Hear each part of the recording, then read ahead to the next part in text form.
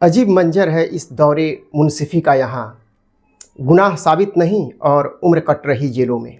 Hello दोस्तों, आज हम उस अंधेरे के बारे में बात करेंगे जिसे हम अक्सर कानून का राज कहकर नज़रअंदाज कर देते हैं। क्या आपने कभी सोचा है कि एक ही देश में कानून के दो अलग अलग चेहरे हों? एक तरफ वो जो रसूखदार लोगों के लिए और दूसरी तरफ उमर खालिद और शरजील इमाम के लिए। मेरे दोस्तों, उमर खालिद और शरजील इमाम 5 साल से जेल में बंद हैं। 5 साल से ज़्यादा हो गया।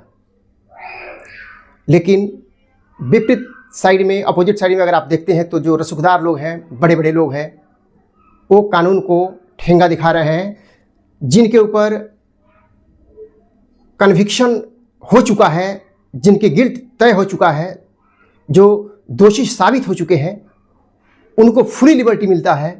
और जो लोग अभी एक्यूज्ड हैं, नामित हैं अभी, उन व्यक्ति को वैसी सज़ा मिल रही है जैसे कि उसको पनिशमेंट हो चुका है। तो आज हम उसी पे बात करेंगे मेरे दोस्तों। सबसे पहले हम देखते हैं कि चार्जशीट के बारे में आज हम विस्तृत रूप से इस पर चर्चा करेंगे। तो चार्जशीट उमर खालिद और शरजील इमाम के बारे में इन लोग का जो चार्जशीट आया दिल्ली पुलिस स्पेशल सेल के द्वारा, वो आया 2020 में। और 2020 से लेकर के कई बार 2021 में भी आया, 22 में आया, 24 में आया, 25 में भी आया सप्लीमेंट्री चार्जशीट। लगभग 20,000 पेज का चार्जशीट है और 5 साल से ज़्यादा वक्त हो गया उमर खालिद और शरजील इमाम को जेल में रहते हुए, और अभी तक ट्रायल चालू नहीं हुआ। ये दुर्भाग्य है हमारी व्यवस्था की। जबकि हमारा संविधान आर्टिकल 21 की बात करता है और हमारा जो सर्वोच्च न्यायालय है, जो संविधान की कस्टडियन है, वो सर्वोच्च न्यायालय कि कई बार 1950 के बाद से कई बार आर्टिकल 21 का इंटरप्रिटेशन करके इसके स्कोप को इतना बड़ा कर दिया है। उसके बावजूद भी इसका इम्प्लीमेंटेशन जो है धरातल पर देखने को नहीं मिलता है, और खासकर इस केस में तो देखने को नहीं मिला है। 20,000 पेज का जो चार्जशीट है, अभी कोर्ट का कहना है कि 20,000 पेज के चार्जशीट में स्क्रूटनी करने में बहुत समय लगता है, इसलिए जो है अभी ट्रायल चालू नहीं हुआ है। लेकिन ये पहला देश का केस नहीं है जिसके चार्जशीट 20,000 पेजेज में हो। अभी सामने जो है सीबीआई में land for job, CBI versus Lalu Yadav का केस चल रहा है। उसमें जो चार्जशीट सीबीआई ने सौंपा है वो लगभग 25,000 से ज़्यादा है पेजेज से। लेकिन उसके बावजूद भी उसमें मार्च में नोटिस मिला था एक्यूज्ड को, और मार्च में वो लोग अपीयर हुए थे, और ये इस महीना के 9 जनवरी को चार्ज पे ऑर्डर आना है। ट्रायल चालू होने जा रहा है। लगभग 6 महीने में सारी प्रक्रिया पूरी हो गई स्क्रूटनी की, और 9 तारीख को इसमें ऑर्डर आना है, जबकि 25,000 पेज का है। उससे वो इस केस से ज़्यादा इसमें जो है आरोपी हैं, 103 आरोपी हैं इसमें। उससे ज़्यादा पेजेज है चार्जशीट का, उस केस से कई गुना ज़्यादा गवाह है इसमें। उसके बावजूद भी, डिफरेंसेस ऑफ ओपिनियन होने के बावजूद भी, अनेकों जो है एडवोकेट के बावजूद भी 6 महीना में स्क्रूटनी खत्म हो गया, और अभी जो है ये इसी 9 जनवरी को ऑर्डर पे है मामला। मेरे दोस्तों, अननेसेसरली इस मैटर को खींचा जा रहा है, क्योंकि सरकार को मालूम है कि जितनी जल्दी चार्जशीट और स्क्रूटनी की प्रक्रिया हो जाएगी, कंप्लीट होगा, इमीडिएट ट्रायल चालू हो जाएगा। और जब ट्रायल चालू हो जाएगा तो ट्रायल में क्या होना है सबको मालूम है। वाकई में बहुत बड़ा हीनियस क्राइम है। यूएपीए किसी व्यक्ति पर लगता है, अगर वो साबित होता है, ये बहुत बड़ा क्राइम है, ये हीनियस क्राइम है। USPA, PMLA, prevention of money laundering act, MCOCA, ये सब सिमिलर काइंड का ऑफेंस है। और हीनियस क्राइम है, और जो अगर कोई व्यक्ति इसमें संलिप्त है तो उसको उचित सजा मिलना चाहिए। मैं इस पक्ष में हूं,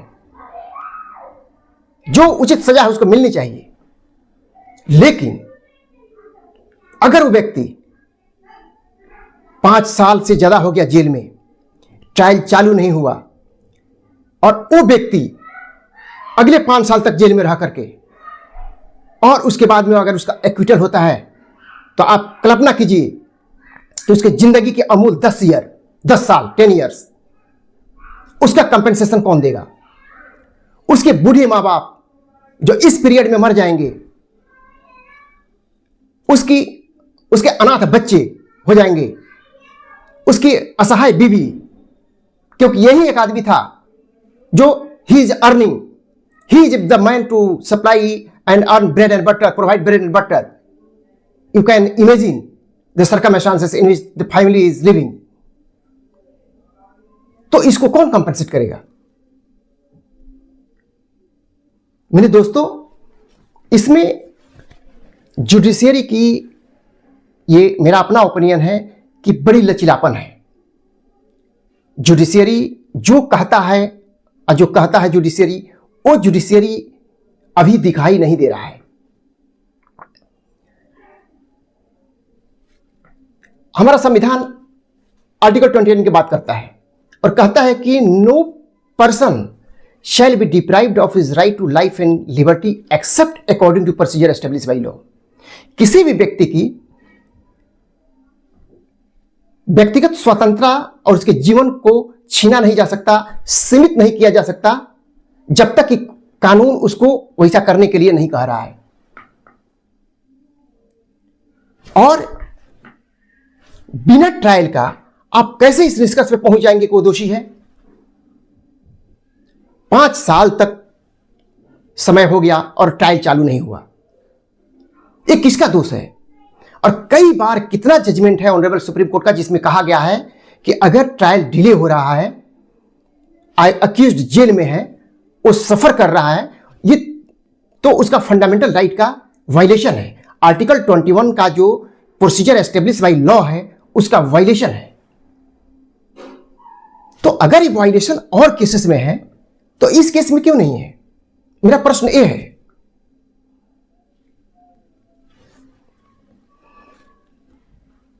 जहां तक क्रिमिनल केसेस का सवाल है, एक फंडामेंटल प्रिंसिपल है हमारा क्रिमिनल जस्टिस सिस्टम का, जिसे हम कहते हैं कि प्रिजम्पशन ऑफ इनोसेंस। व्यक्ति तब तक निर्दोष है जब तक कि उसका दोष साबित नहीं हो जाता है। कानून मानता है कि वो निर्दोष है। An accused is presumed innocent unless and until his guilt is proved।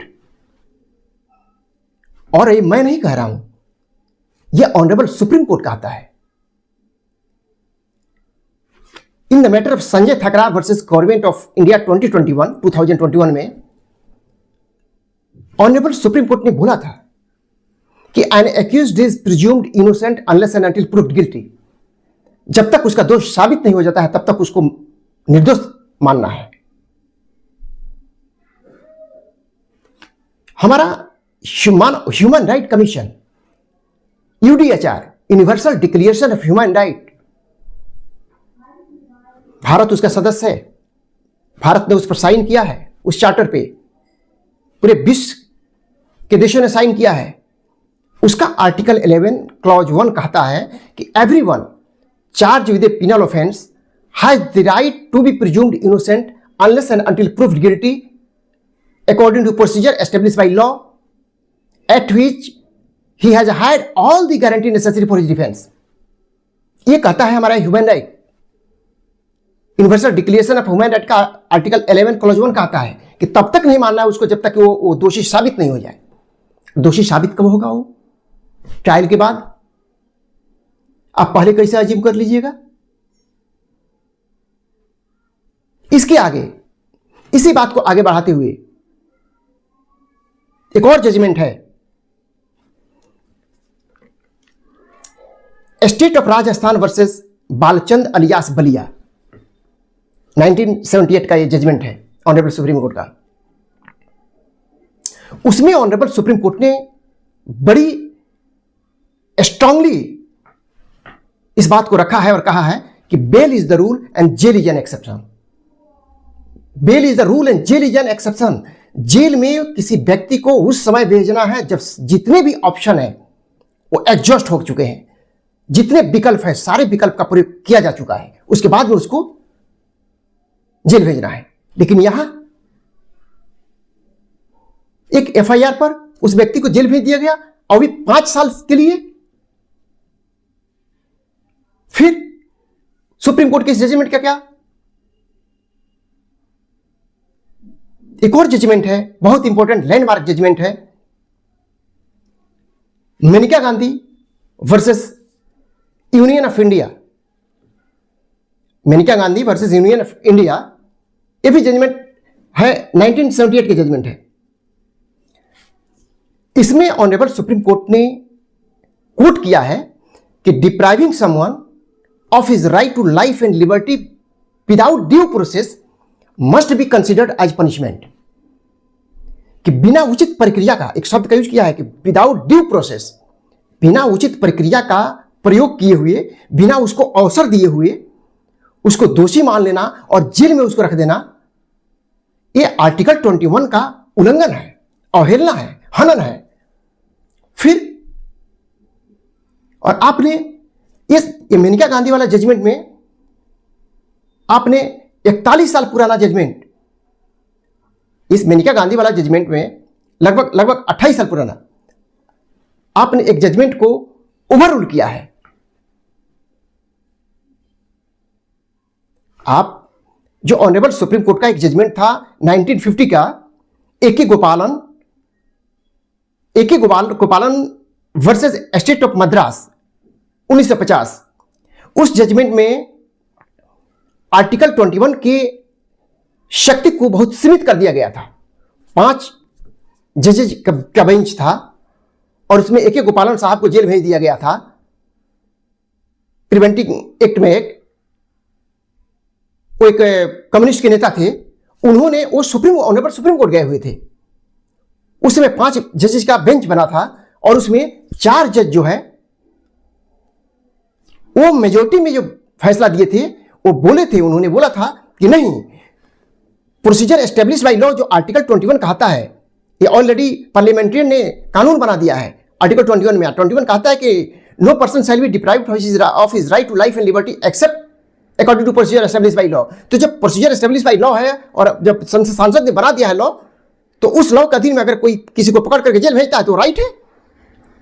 उसको नहीं देखना है कि वो रीजनेबल है कि नहीं, वो जस्ट है कि नहीं, वो उचित है कि नहीं, तर्कसंगत है कि नहीं, न्यायपूर्ण है कि नहीं, नहीं देखना है। और उसमें सिर्फ एक जज थे उस समय, मैं उनका नाम भूल रहा हूं, कोई मिस्टर अली करके, कोई अली साहब थे, जस्टिस अली, जिन्होंने बोला था कि नहीं, आर्टिकल 14, 19 और 21 को सेपरेट किया ही नहीं जा सकता, इसको एक साथ देखना होगा, एक साथ पढ़ना होगा। जबकि चारों जज जो मेजोरिटी में थे वो बोले थे कि नहीं, आर्टिकल 21 और आर्टिकल 19 ये दोनों एक्सक्लूसिव है, दोनों अलग अलग है। किसी को जेल में डाला जाता है तो उसका आर्टिकल 19 का वायलेशन नहीं हो रहा है। लेकिन उस जजमेंट को वो 4 आदमी जो उस समय सही थे, सरकार के पक्ष में फैसला दिए थे, और एक आदमी सरकार के खिलाफ दिया था फैसला, जस्टिस अली साहब, वो फैसला ओवर रूल हुआ 28 साल बाद में 1978 में Maneka Gandhi versus union of India में 28 साल बाद में जाकर के ये माना गया कि उस समय का जो जजमेंट था वो गलत था और ओवर रूल किया गया उसको। कोई जरूरी नहीं है होता है कि जो जुडिशियरी बोल दे वो सही है, क्योंकि जुडिशियरी ऑनरेबल सुप्रीम कोर्ट का जजमेंट, ऑनरेबल सुप्रीम कोर्ट का जजेस ने उसको गलत साबित किया है। कोई जरूरी नहीं है। बहुत से जजमेंट है इमरजेंसी के काल में, 1975 की बात है, जब इमरजेंसी लगा था, इंदिरा जी के द्वारा इमरजेंसी लगाया गया था, उस पीरियड में एक बहुत ही महत्वपूर्ण लैंडमार्क जजमेंट आया था, एडीएम जबलपुर वर्सेस शशिकांत शुक्ला। उसमें जो जजेस थे, उसमें भी 5 जजेस का बेंच बना था।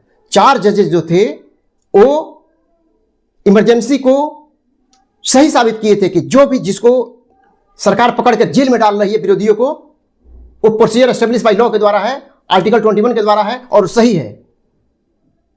लेकिन उसमें एक जज थे, जस्टिस खाना साहब, जिन्होंने बोला था कि नहीं, ऐसा नहीं हो सकता, हमारा राइट है, हम देखेंगे कि वो जो है तर्कसंगत है कि नहीं, लॉफुल है कि नहीं, उचित है कि नहीं,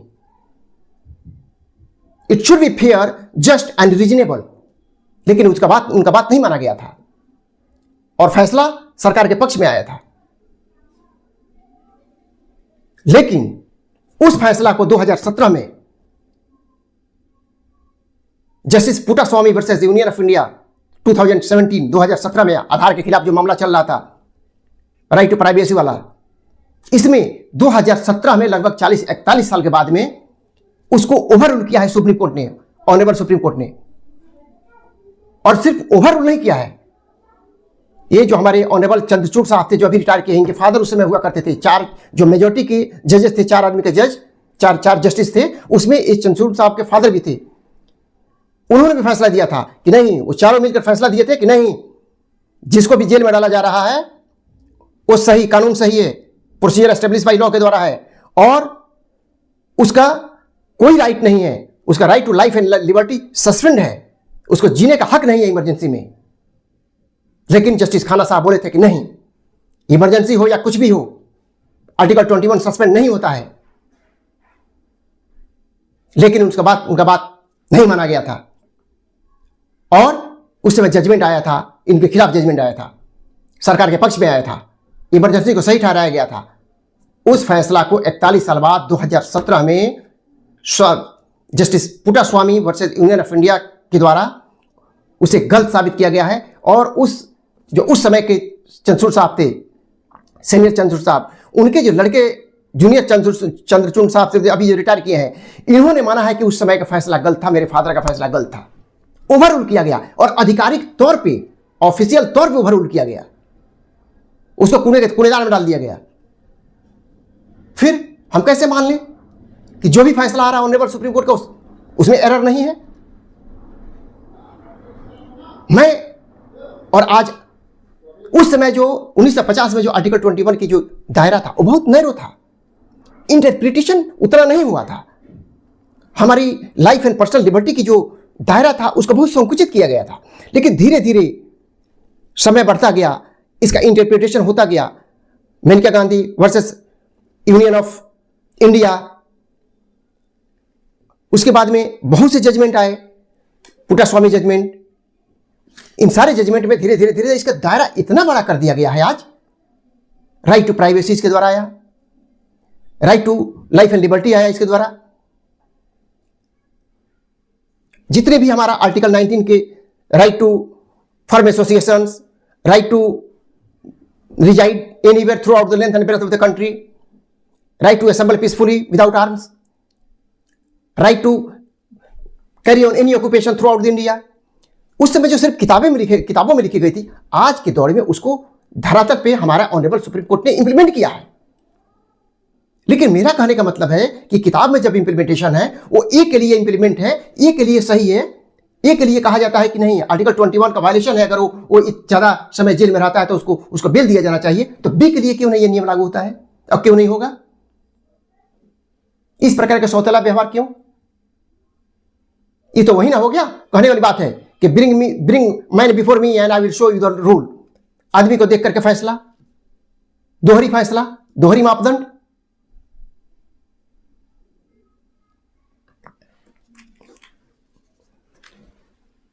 देखिए, मैं एक चीज कहना चाहूंगा, मैं तथ्य के साथ बातें कर रहा हूं। ये यूएपीए वाकई में सख्त रूल है, बहुत सख्त बनाया गया है। इसका सेक्शन 45D5 जो है वो जमानत को बहुत सख्त बनाता है। उसी प्रकार यूपीए है, इससे भी वास्ट मकोका है, पीएमएलए है, prevention of money laundering act है। ऐसा नहीं है कि इन सब में बिल नहीं होता है या आज से पहले कभी बिल नहीं हुआ है, ऐसा नहीं है। ये तीनों बहुत सख्त है, ऐसा नहीं है। मेरा जो पर्सनल अगर मानना है कि इससे भी सख्त हीनियस क्राइम में रेप, मर्डर, ये सब हीनियस क्राइम है। मानवता के दृष्टिकोण से जितने भी क्राइम है, सबसे ज्यादा खतरनाक और सबसे ज्यादा हीनियस क्राइम है बलात्कार और हत्या। मगर सोशली, कॉन्स्टिट्यूशनली इसको जो है अब यूएपीए को उससे भी ओवर बना दिया गया है। चलिए मान लेते हैं कि हम यूएपीए उससे ज्यादा है, यूएपीए उससे हायर है, हीनियस ऑफेंस है। 2 मिनट के लिए हम मान लिए। हमारा प्रश्न यह है कि क्या अभी तक यूएपीए में या मकोका में या पीएमएलए में कोई जजमेंट नहीं हुआ है? किसी को बेल नहीं हुआ है? मेरा प्रश्न यह है। मैं अभी कुछ फैक्ट्स प्रस्तुत करता हूं आप लोगों के सामने। पीएमएलए के बारे में, prevention of money laundering act. Sanjay Singh, आपके जो संजय सिंह थे एमपी हैं, उनके बारे में सुना होगा कि वो पीएमएलए के मामले में उनके ऊपर करप्शन का चार्ज था और जेल गए हुए थे। पीएमएलए बहुत सख्त कानून है, इसमें बहुत सख्त लॉ है, इसमें ये बेल के प्रति। इसमें जो है यूएपीए में तो जज साहब को ये देखना है चार्जशीट देख करके कि प्राइमा फेसा केस बनता है कि नहीं। लेकिन आप जाएंगे अगर पीएमएलए में और मकोका में, तो उसमें तो कन्फर्म ये निष्कर्ष पे पहुंचना है जज साहब को, ये निष्कर्ष पे पहुंचना है कि ये व्यक्ति वाकई में निर्दोष है, और इसको अगर हम बेल देते हैं तो ये कहीं किसी प्रकार का जो है टार्निश नहीं करेगा एविडेंस को, किसी को डराएगा धमकाएगा नहीं। इस बात को गारंटी लेकर देना पड़ता है। तो अगर आप कॉन्स्टिट्यूशनल मानिएगा तो मकोका और पीएमएलए यूएपीए से ज्यादा सख्त है, लेकिन इसमें बेल मिल रहा है, और इस पे बेल मिला है अभी रिसेंटली। संजय साहब कितने दिन बेल में थे? संजय सिंह 6 महीना जेल में थे, और 6 महीना के बाद उनको बेल मिल गया। दूसरा, मनीष सिसोदिया साहब कितने दिन जेल में थे? 17 महीना पर उनको बेल मिला है। और किस ग्राउंड पे मिला है ये मैं पढ़ देता हूं, जो ऑनरेबल सुप्रीम कोर्ट ने बोला है। अगस्त 2024 से सुप्रीम कोर्ट ने कहा कि लंबे समय तक जेल में रखना, ये मैं इंटरप्रेट करके पढ़ रहा हूं हिंदी में जजमेंट का, रखना और ट्रायल शुरू ना होना त्वरित सुनवाई जो एसपीडी ट्रायल के अधिकार का उल्लंघन है। तो अगर 17 महीना में ऑनरेबल सुप्रीम कोर्ट इस निष्कर्ष पे पहुंच जाता है कि एसपीडी ट्रायल नहीं हुआ और 17 महीना बहुत ज्यादा समय हो गया, तो उनका फंडामेंटल राइट का उल्लंघन है, आर्टिकल 21 का उल्लंघन है, हनन है। तो क्या जो 5 साल से ज्यादा जेल में है उसका फंडामेंटल राइट का उल्लंघन नहीं हो रहा है? मेरा प्रश्न यह है। सत्येंद्र जैन साहब लगभग 18 महीना जेल में थे, और 18 महीना के बाद उनका जो है बेल हुआ है। क्या उनका बेल पीएमएलए में नहीं हुआ है? Prevention of money laundering act में 18 महीने में उनका बेल हो गया। पीएमएलए में सख्त कानून है, उससे ज्यादा सख्त कानून है, आप मानिएगा तो। इस प्रकार चलिए हम मकोका को भी देख लेते हैं, बहुत सीरियस मैटर है मकोका। मकोका में भी बॉम्बे हाई कोर्ट ने अभी हाल ही में, अभी रिसेंटली मकोका में विनोद उर्फ साई दामोदर घोगले, इनके ऊपर मकोका का चार्ज लगा हुआ था, और इसमें इनको अभी उन्होंने बेल दिया है। बेल ग्राउंड क्या लिखा है मैं आपके सामने पढ़ देता हूं। ग्राउंड, कोर्ट ने मकोका के तहत दोषी ठहराए गए विनोद घोगले की सजा पर रोक लगा दी। क्यों लगाया, आगे सुनिए। समानता के आधार पर जमानत, पैरिटी ग्राउंड की समानता के आधार पर इसलिए रोक लगा दिया। यहां पे जून और सितंबर 2025 में भी कोर्ट ने चेतन किसान पाटिल और फारूक शौकत भगवान जैसे आरोपियों को जमानत दी। उनके जो सहयोगी थे, सह अपराधी थे, वो 2 आदमियों का जमानत दिया गया था। जब उनका जमानत हो गया है तो ऑनरेबल कोर्ट का कहना है कि इस व्यक्ति को क्यों नहीं जमानत दिया जाए, सह अपराधी है। कोर्ट ने स्पष्ट किया कि यदि किसी सह आरोपी को अक्यूज्ड को जमानत मिल चुकी है जिसकी भूमिका समान थी, तो दूसरे आरोपी को भी समानता के आधार पर जमानत मिलनी चाहिए। तो जब 5 आदमी जो ये मामला में इनके उमर खालिद और इमाम के मामले में है, सर्जिल इमाम के, इनके जब 5 साथी का मिल गया, सिमिलर मामला, सेम आरोप, तो फिर ये दोनों का क्यों नहीं मिलना चाहिए? तो ऐसा नहीं है, ऐसा कहीं भी नहीं है, ऐसा कतई भी नहीं है कि बेल नहीं होता है। ये सही बात है कि बेल देना डिस्क्रिप्शन है। अब इस डिस्क्रिप्शन का पॉजिटिवली यूज किया जाए, फेयरली यूज किया जाए या अनफेयरली यूज किया जाए, ये डिस्क्रिप्शन है। इस राइट का प्रयोग करना ऑनरेबल कोर्ट का काम है। हो सकता है कि वो आर्बिट्रेरी हो, क्योंकि अगर सिमिलर मैटर में, सिमिलर ऑफेंस में, उससे बड़े बड़े ऑफेंस में ये कहते हुए कि आर्टिकल 21 का वायलेशन है, अगर का समय से ट्रायल चालू नहीं होता है, एसपीडी ट्रायल होना चाहिए, तो जब 7 महीना का टाइम को ऑनरेबल कोर्ट, सुप्रीम कोर्ट ज्यादा मान रहा है, 18 महीना के समय को बहुत ज्यादा समय मान ले रहा है, तो क्या 5 साल के समय को किस प्रावधान में इसको माना गया है कि नहीं ये समय ज्यादा नहीं है, ये हमारा फंडामेंटल राइट का उल्लंघन नहीं है, ये आर्टिकल 21 का प्रोसीजर एस्टेब्लिश बाय लॉ का उल्लंघन नहीं है? कैसे कोर्ट, ऑनरेबल कोर्ट मान रहे हैं कि नहीं, जो हमारा सिस्टम में प्रोसीजर है वो फेयर, जस्ट एंड रीजनेबल नहीं होना चाहिए? क्यों नहीं होना चाहिए?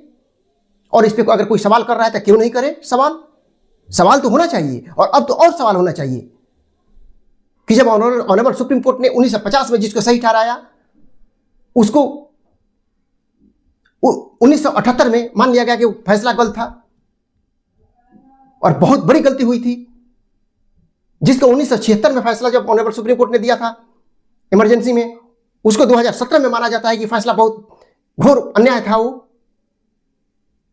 तो अगर पब्लिक, एडवोकेट, सिटीजन इस देश का अपने राइट के लिए आवाज उठा रहा है तो क्या गलती है? इस सरकार में तो बड़ी मुश्किल हो गया है आवाज उठाना, कि कोई व्यक्ति अपने अधिकार के लिए आवाज भी नहीं उठा सकता है। सरकार जो है हर व्यक्ति की आवाज को दबाना चाहती है। अगर जिसका आरोप साबित है गुरमीत राम रहीम का, वो व्यक्ति 15 बार जेल से बाहर पैरोल पे जा सकता है, तो जो व्यक्ति अभी नामित है, एक्यूज्ड है, दोष साबित नहीं हुआ है और 5 साल लगातार जेल में रहा है, वो व्यक्ति की अगर कोई इमरजेंसी हो जाती है, उम्र उसकी शादी, उसके एक सिस्टर की शादी थी, उसमें उसको कितने पापड़ बेलने पड़े, उसके बाद में वो निकला, तो वो क्यों नहीं जा सकता है? क्यों सौदेला व्यवहार होता है?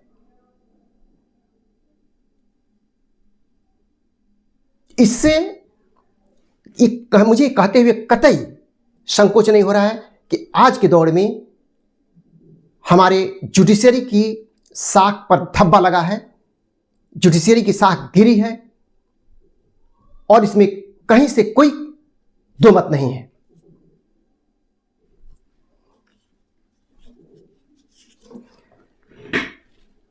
मेरे अनुसार लोकतंत्र तब नहीं मरता है कि जब कोई जेल में जाता है। लोकतंत्र तब नहीं मरता है कि जब कोई जेल में जाता है, बट लोकतंत्र तब मरता है जब इंसाफ के तराजू का एक पलड़ा सत्ता के बोझ से दब जाता है। और यहां आजकल ऐसे ही हो रहा है। बड़ी मुश्किल हो गया है, कैसे गरीबों का न्याय मिलेगा? राम रहीम जेल से निकलता है तो दोनों साइड में प्रोटेक्शन है। एक कल्प्रिट, अपराधी साबित हो चुका व्यक्ति को जब वो जेल से निकलता है तो स्टेट गवर्नमेंट उसकी इस प्रकार की हिफाजत करती है, उसकी इस प्रकार से प्रोटेक्शन देती है जितना प्रोटेक्शन एक सीएम का होता है। हूटर लगाकर गाड़ियां चलती है। मैं उस दिन देख रहा था सोशल मीडिया पर। हां, ये मानता हूं मैं इस बात को क्लियर करना चाहता हूं कि पेरोल देना डायरेक्ट जुडिशरी के काम नहीं है, ये स्टेट गवर्नमेंट के अधीन आता है, ये हरियाणा गवर्नमेंट के अधीन है। लेकिन मैं इस बात को भी कहूंगा कि उस पेरोल पर सुपरविजन करना, निगरानी रखना और रिव्यू करना उस प्रोसेस को, ये हमारा ऑनरेबल हायर कोर्ट का काम है। कि पेरोल जो है उसका सही इस्तेमाल हो रहा है कि नहीं। अगर वो गलत इस्तेमाल हो रहा है तो उसको कैंसिल किया जा सकता है हायर कोर्ट के द्वारा। अगर स्टेट गवर्नमेंट जेन्युइन व्यक्ति को नहीं देता है पेरोल तो उसमें हमारा honourable high court, supreme court interfere कर सकता है कि क्यों नहीं दिया जाए, देना पड़ेगा उसको, और ऑनरेबल हायर कोर्ट दे सकता है। तो ये नहीं है कि honourable high court, honourable supreme court का रोल नहीं है उसमें। ठीक है, डायरेक्ट रोल है इसमें से स्टेट गवर्नमेंट का। वो रिपोर्ट मंगाती है कमिश्नर से, डीसीपी से, एसीपी से, जो वहां पे हायर अथॉरिटी है, और उसको ग्राउंड बनाकर दे देती है। लेकिन हमारी जुडिशरी को भी इस पर नजर रखना है। मैं डायरेक्ट ब्लेम जुडिशरी का नहीं करता हूं, ये स्टेट गवर्नमेंट का काम है। लेकिन मुझे दुख जरूर होता है जब सौतेला व्यवहार होता है, जब सिमिलर मामले में आर्टिकल 21 को कहा जाता है कि वो वायलेट हो रहा है, तो सिमिलर मामला में दूसरे व्यक्ति के लिए क्यों कहा जाता है कि नहीं ये सही है। मुझे इस पे आपत्ति है। ये मेरा अपना पर्सनल विचार था और इसको किसी भी कानूनी दृष्टिकोण से किसी को कुछ लेना देना नहीं है। मेरा पर्सनल व्यक्तिगत विचार था जिसको मैं आप लोगों के सामने रखा। और मैं रिक्वेस्ट करूंगा ऑनरेबल हायर कोर्ट को कि वो जो शाख, हमारी जुडिशरी की शाख हिलता हुआ नजर आ रहा है, इसको रीएस्टेब्लिश करें। और इन्हीं बातों के साथ मैं अपनी वाणी को विराम देता हूं। जय हिंद, जय भारत। और फिर किसी अगले टॉपिक के साथ अगले बार आप सबसे मुलाकात होगी। Thank you.